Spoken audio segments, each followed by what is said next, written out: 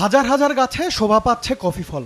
শেরপুরের শতাধিক কফি বাগানের চিত্র এখন এমনই। নলিতাবাড়ির কৃষিবিদ সাজ্জাদ হোসেন তুলিপের 4 বছরের অক্লান্ত পরিশ্রম আর বিনামূল্যে বিতরণ করা অর্ধলক্ষাধিক চারা দিয়েই গড়ে উঠেছে এসব কফি বাগান। সম্প্রতি আরও লক্ষাধিক কফি চারা বিনামূল্যে বিতরণ করেছেন। চাষির কাছ থেকে ফলনও কিনে নিয়ে প্রক্রিয়াজাত করেন তিনি। শেরপুর জেলাতে 70টির মতো বাগান রয়েছে এবং এই বাগানে আনুমানিক প্রায় 50,000 কফি চারা আমাদের রোপণ করা হয়েছে এবং এই বছর আরও চারা রোপণ করা হবে।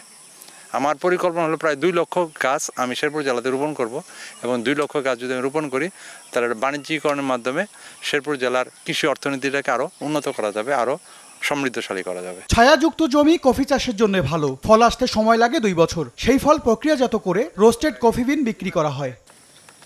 প্রয়োজনীয় প্রশিক্ষণ সহ সরকারি সহযোগিতা পেলে শেরপুরে কফি চাষের বিপ্লব ঘটানো সম্ভব বলে মনে করেন আগ্রহী চাষিরা। আমার মতে কফি চাষটা হচ্ছে 1-এর ভিতর 2। প্রথমত হচ্ছে এটা বাড়তি কোনো জায়গার প্রয়োজন হয় না, অল্প সময়ে ফলন আসে। বড় গাছ আছে 500-600 আর ছোট গাছ লাগানো হয়েছে 600-700-র মতোই। কফি চাষের জন্য 12 কাঠা জমিতে প্রায় 200 চারা রোপণ করেছি। কৃষি সম্প্রসারণ অধিদপ্তর বলছে শেরপুরের মাটি ও আবহাওয়া কফি চাষের জন্য উপযোগী। কৃষকের আগ্রহ বৃদ্ধি পেলে সব ধরনের সহযোগিতা করা হবে।